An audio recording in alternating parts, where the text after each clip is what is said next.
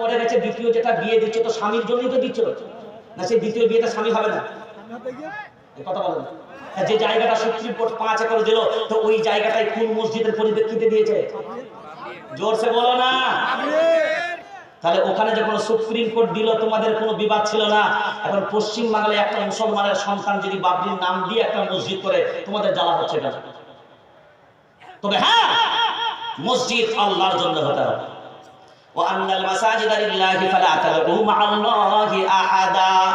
মসজিদ কার জন্য হবে? পার্টির জন্য হবে না, দলের জন্য হবে না, চেয়ারের জন্য হবে না। মসজিদ হবে জোরে বলেন আল্লাহর জন্য। নিয়ত যদি আল্লাহর জন্য হয় আমাদের 100% সমর্থন, আর নিয়ত যদি চেয়ারের জন্য হয় কোনো সমর্থন নাই। তবে মুসলমানকে বলবো ভাই খুব সাবধান, আবেগে ভাসবেন না আর আবেগে চলবেন না। কারণ পশ্চিম বাংলায় 4% ভোট নিবার চক্রান্তি, এত রকমের ফান্ড চলছে। এই 4% ভোট মুসলমানদের থেকে সরে যাওয়া, বাংলার ক্ষমতার পরিবর্তন আর আরএসএস এর রাজত্বকে ক্লিয়ার করে দেওয়া, এটা মনে রাখবেন। ওই জন্য আবেগে ভেসে নয়, বরঞ্চ মনে রাখবেন অনেক সময় চোর হয়তো চুরি বন্ধ করতে পারবেন না, কিন্তু মাছ চুরি হয়তো আটকানো যাবে না। অন্তত এমন না হয় মাছ চুরি আটকাতে গিয়ে পুকুর চোরদেরকে ছেড়ে রেখে দিয়েছেন। কথা কি কিছু বুঝতে পারছেন? কি বললাম?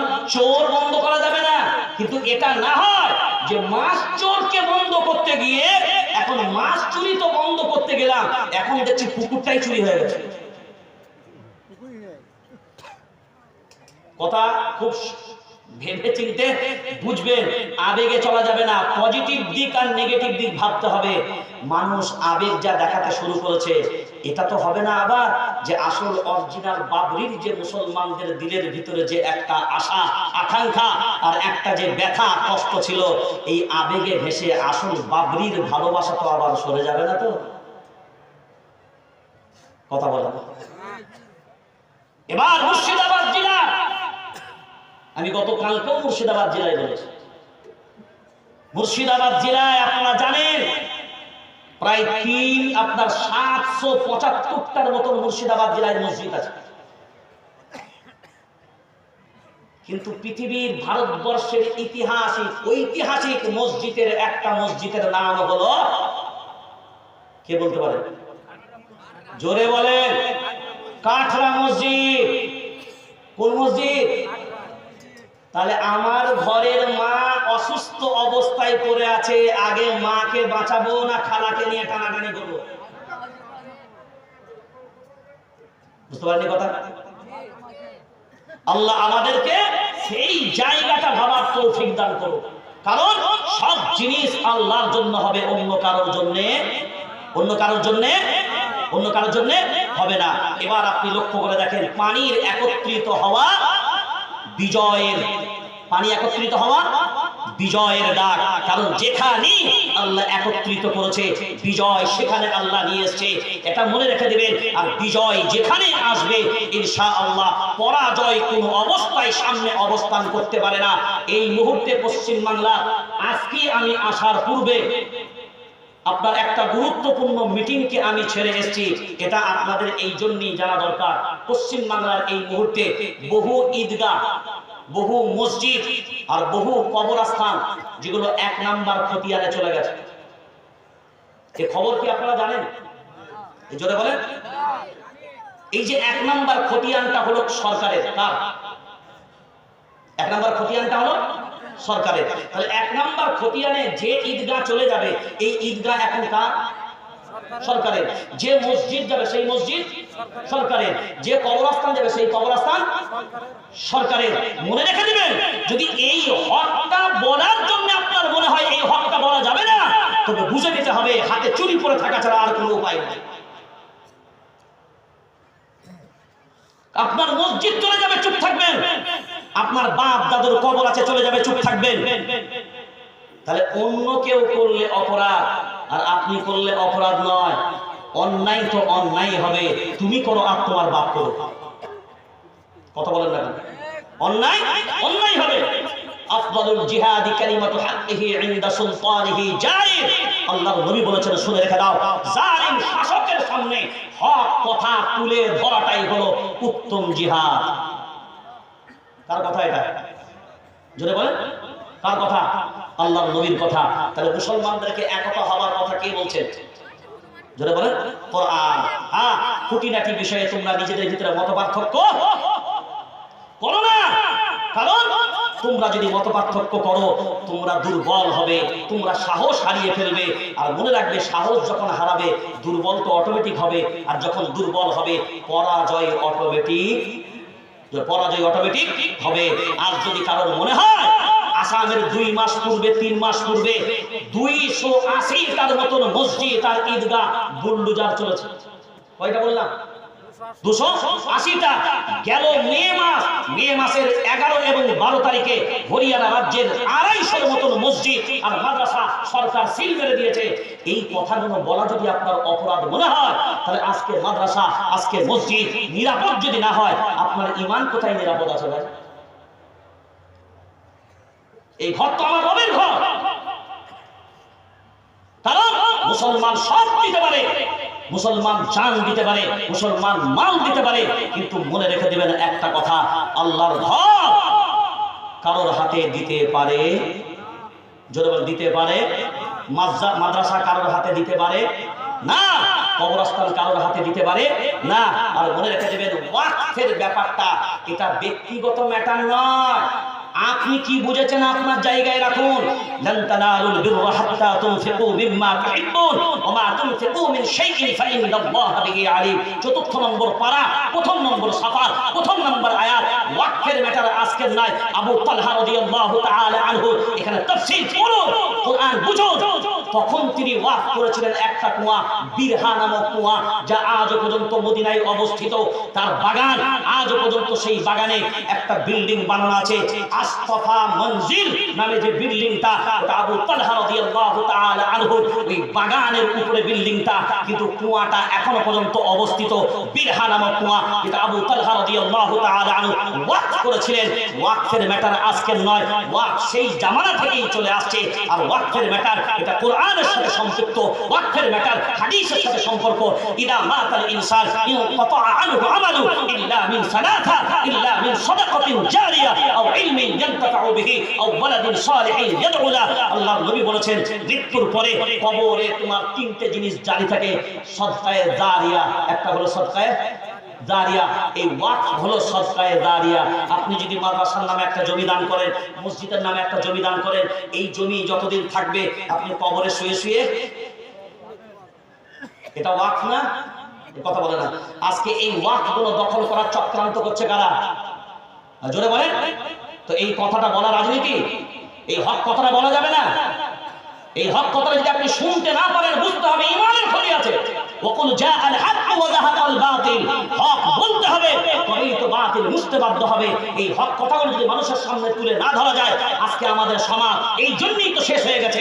ইমামদেরকে হক বলতে দিই না, ইমামদেরকে হক কথাগুলো মসজিদের মেম্বার থেকে তুলতে পারে না, যার কারণে আমার সমাজ দিন দিন তলানিতে চলে গেছে।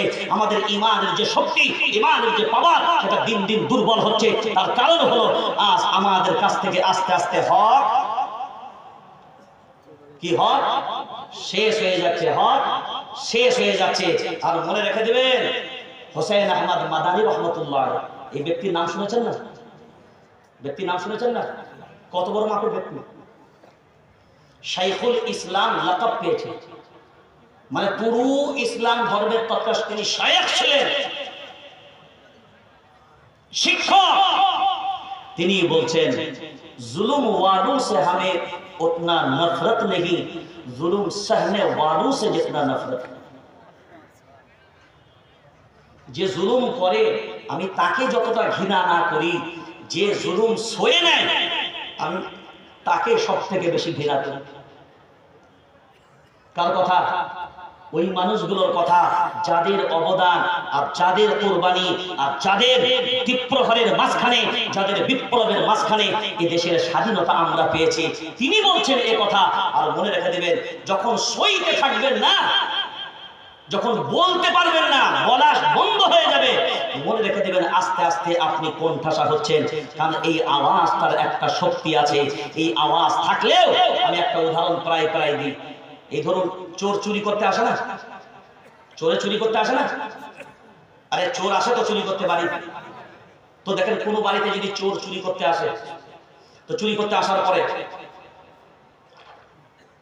বাড়ির আশেপাশে চোর আছে, বাড়ির ভিতরে দেখা যাচ্ছে কোনো ব্যক্তিদের কথার আওয়াজ পাওয়া যাচ্ছে। কিসের আওয়াজ? জোরে বলেন। কথার আওয়াজ। এই যে কথার আওয়াজ পাওয়া যাচ্ছে, এইটা যখন চোরেরা জানতে পারবে যে কথার আওয়াজ ভিতর থেকে আসছে, চোর ভিতরে ঢুকে চুরি করার সাহস পাবে? কেন পাবে না বলেন তো? তারা জানবে ভিতরে এখনো পর্যন্ত লোক জাগ্রত আছে। যদি দেখা যায় যে বড়দের আওয়াজ নাই কিন্তু বাচ্চাদের কান্নার আওয়াজ আছে, তখনও চোর ঢুকতে সাহস পাবে না, কারণ বাচ্চা কাঁদছে মানে বাচ্চার মাও জেগে আছে। এখন চিন্তা ভাবনা করে দেখেন, চোর সাহস পায় না তখন বাড়ির ভিতরে আওয়াজ থাকে যখন, এই জাতির ভিতরে বিপ্লবী আওয়াজ থাকবে যখন, তখন এই জাতিকে হাইজ্যাক করার ক্ষমতা পাবে না তখন। বুঝতে পারছেন? যখন বুজদিলের মতন, আর বুজদিলের মতন মেনে নেবে তারা ইমানের খারাপিতে দাঁড়িয়ে আছে যারা। আর ইমান যতক্ষণ পর্যন্ত থাকবে, এই ইমানই আপনাকে হক আর না হকের ব্যাপারে আপনাকে বারবার আপনাকে জাগ্রত করবে। আর সেটা মনে রাখবেন যে আজ কোরআন ওয়ালারা আছে বলে, আজ কোরআন ওয়ালারা আছে বলে, এই উলামায়ে কিরাম আছে বলে আপনাদের ভাগ্যটা ভালো, আপনাদের নসিবটা ভালো। আজ যদি মসজিদের ইমাম সাহেবরা মসজিদের ইমামতি বন্ধ করে দেয়, তো জেনে রেখে দেন মসজিদেতে প্রত্যেক সময় কতবার মারামারি হবে। কারণ যে নামাজ পড়াতে যাবে ও বলবে ওর পিছনে নামাজ পড়বো না, কারণ আমার বইয়ের সাথে মুরগি নিয়ে ঝগড়া হচ্ছে। দিনে 5 বার মারামারি করবে। কিন্তু আলহামদুলিল্লাহ 7,000, 8,000, 10,000 আপনি যেমনই মাইনে দেন না কেন, এই কোরআন ওয়ালারা আল্লাহর ভয়ে আপনাদের নিঃস্বার্থে আপনাদের মাঝখানে দাঁড়িয়ে আপনাদের সকলের নামাজের জিম্মাদারি নিয়ে তিনি মসজিদের ইমামতি করছেন। এই ইমামদের কি আমরা হজম করতে পারি না? কারণ মসজিদে আমরা এই ইমামদেরকে তাড়ানোর পিছনে কিন্তু অন্য কোনো লোক আসে না, আমাদের ভিতরের লোক মসজিদের ইমামদেরকে তাড়ানোর প্ল্যান তৈরি করে। তারা কোরআন ওয়ালাদের বিরুদ্ধে প্ল্যান তৈরি করে যারা, আল্লাহর কোরআনের ভাষায় তাদেরকে বলা হয়েছে মুহিলু কাইদিল কাফিরিন। সব চক্রান্তকারীরা চক্রান্ত করবে, ঠিক কথা, সব ব্যর্থ হবে। আপনি কার সাথে শত্রুতা করছেন, কার সাথে পাঙ্গা নিচ্ছেন, কার বিরোধিতা করছেন, এটা আপনাকে ভাবতে হবে, একবার নয় 1000 বার ভাবতে হবে। সেই জন্য কোরআন ওয়ালাদের সাথে নয়, আহলুল কোরআনুল আহাদুল্লাহ ওয়াল খাসা। একটা কথা স্পষ্ট জেনে রেখে দেবেন, কোরআন ওয়ালারা আপনার হাতের কোনো ঠুনকো না। কোরআন ওয়ালারা এরা কোনো দুনিয়ার মামুলি নয়, এরা কোনো ছেলে খেলা জিনিস নয়। কোরআন ওয়ালারা হলো আমার রবের পরিবারের সদস্য যারা, আর আমার রবের পরিবারের বিরুদ্ধে যারা কথা বলবে তার কবরে ঠাঁই হবে না। মনে রেখে দাও, কারণ রবের সামনেই তোমাকে কবরে যেতে হবে, এটা ভুলে গেলে তোমার চলবে না। যাদের বিরুদ্ধে তুমি ষড়যন্ত্র করছো, ওই মেম্বারে ওই মেহরাবে যিনি ছিলেন, যিনি ইমামতি করেছেন, যিনি মায়ার নবী মদিনাওয়ালা, আজকে তার অনুসারী উম্মত হিসেবে আমরা ওই জায়গায় ইমামতি করি। তুমি বিরুদ্ধচারণ করো ইমামদের, তুমি বিরুদ্ধচারণ করো উলামায়ে কিরামদের, তুমি বিরুদ্ধচারণ করছো মায়ার নবী মদিনাওয়ালা। আর মদিনাওয়ালার বিরুদ্ধচারণ করা মানে তুমি আল্লাহর বিরুদ্ধচারণ করছো। কারণ মান আহাব্বানি ফাকাদ আহাব্বাল্লাহ ওয়া মান আতাআনি ফাকাদ আতা আল্লাহ। আল্লাহর নবী বলেন আমার মুহাব্বত, আমার রবের মুহাব্বত, আমার ইতাআত, আমার রাসূল, আমার আল্লাহর ইতাআত। আর আল্লাহ কুরআনুল কারীমে এই কথাটাই বলেছেন সূরা নিসা ৫ম নম্বর পারা ৯ম নম্বর সফা লাস্ট আয়াত, ওয়া মান ইউতি'র রাসূল ফাকাদ আতা আল্লাহ ওয়া মান তাওয়াল্লা ফামা আরসালনাকা আলাইহিম হাফিযা। আমার রাসূলের ইতাআত, আমি আল্লাহ আমার ইতাআত। আর ইমামরা উলামায়ে কিরামরা কার ইতাআত করে? কার ইতাআত করে? কার ইতাআত করে? কার ইতাআত করে? লাকাদ কানা লাকুম ফি রাসূলিল্লাহি উসওয়াতুন হাসানাহ। আমাদের কাছে আমাদের উত্তম আদর্শ হলো আমাদের রাসূল, আমাদের রাসূল। আমার রাসূল কখনো অন্যায়ের সামনে মাথা নত করেনি। সাহাবায়ে কেরাম করেননি, কোন জালিমের সামনে কোনোদিন মাথা নত করে কাপুরুষতার পরিচয় দেয়নি। তো আমরাও অনুসারী যারা, মা আনা আলাইহি ওয়া আসহাবি, আল্লাহর নবী বলেছেন ওই যে একটা দল জান্নাতে যাবে, তাদের আমল কি হবে, তারা কেমন হবে, চরিত্র কেমন হবে, তারা হবে মা আনা আলাইহি ওয়া আসহাবি। আমার রাসূল বলেন আমার মত মেনে চলবে যারা, আর আমার সাহাবীদের জামাতের অনুসরণ করে চলবে যারা, জান্নাতি হবে তারা। তো আমরা সাহাবীদের কাছ থেকে পেলাম না যে এরা জালিমদের সামনে মাথা নত করে, আজ আমরা মাথা নত করব কেন? আমরা পেলাম না তাদের মাঝখান থেকে, এরা হক থেকে কোনোদিন সরে যায়নি, আমরা কেন সরে যাব? সে জায়গায় দাঁড়িয়ে আপনাকে বলবো ভাই, বিনয়ের সাথে যে জিনিস বোঝেন না সে ব্যাপারে কথা বলবেন না। কোরআন ওয়ালারা, আল্লাহ তাকে কোরআনের ইলম দিয়েছে, এই জাতিকে কোন ট্রিটমেন্ট দেওয়া লাগবে। আমি ডাক্তারের কাছে যখন গেছেন, ডাক্তার বুঝবে আপনার কি রোগ আছে, কি ওষুধ আপনাকে দেব, কতটা পাওয়ারের দেব। আপনি গিয়ে যদি বলেন না ডাক্তার ইনজেকশন দেওয়া যাবে না, এই ওষুধ দেওয়া যাবে না, এখন ওষুধটা যদি আপনার রোগের জন্য ওটাই হয়, এখন জ্বরের জন্য প্যারাসিটামল দেবো না, বলছে না এটা দেওয়া যাবে না, তো জ্বরের জন্য ডাক্তার বলছে এটাই তো জ্বরের জন্য প্যারাসিটামল, এটাই তো দেওয়া লাগবে। আপনি বলছেন না অন্য একটা ওষুধের নাম বলছেন, সেটা সর্দির কাজ করবে। তো যার জন্য যে ওষুধ ডক্টরই দিতে পারবে, আপনি চাইলে আপনার মতো করে চাইলে ডাক্তার দেবে না। কোরআন সুন্নাহর আলোকে এই জাতিকে কোন কথাটা বর্তমান সময়ে বলা প্রয়োজন, এটা কোরআন ওয়ালাদেরকে আল্লাহ বলতে বলেছে। আপনার কথাই আমরা বলবো তা নয়। সূরার নাম সূরা মায়েদা, 6 নম্বর পারা, 17 নম্বর সাফা। লাউলা ইয়ানহাহুর রাব্বানিয়ুন ওয়াল আহবার আন কাওলিহিমুল ইসম ওয়া আকলিহিমুস সুহত লাবিসা মা কানু ইয়াসনাউন। আপনার কথাই চলবে ইমামরা তা নয়, আপনার কথাই চলবে আলিমরা তা নয়, আপনার কথাই চলবে পীর মাশায়েখরা তা নয়। কার কথাই চলবে? কার কথাই চলবে? কার কথাই চূড়ান্ত হবে? আমার রবের কথাই চূড়ান্ত হবে, আমার রাসূলের আদর্শই চূড়ান্ত হবে। আল্লাহ আমাদের প্রত্যেককে বুঝশক্তি দান করুক, কোরআন সুন্নাহর আলোতে আমাদেরকে জীবন যাপন করার তৌফিক দান করুক। আলিমদের প্রতি শ্রদ্ধা, উলামায়ে কেরামদের প্রতি শ্রদ্ধাশীল হন, নিশ্চিত আপনি এদেরকে ভালোবাসবেন। এই ভালোবাসার বদৌলতে আল্লাহ আপনাকে হয়তো ক্ষমা করতে পারেন। আল্লাহ আমাদেরকে কবুল করুক, আল্লাহুম্মা আমিন। আসসালামু আলাইকুম ওয়া রাহমাতুল্লাহি ওয়া বারাকাতুহু। আলহামদুলিল্লাহ।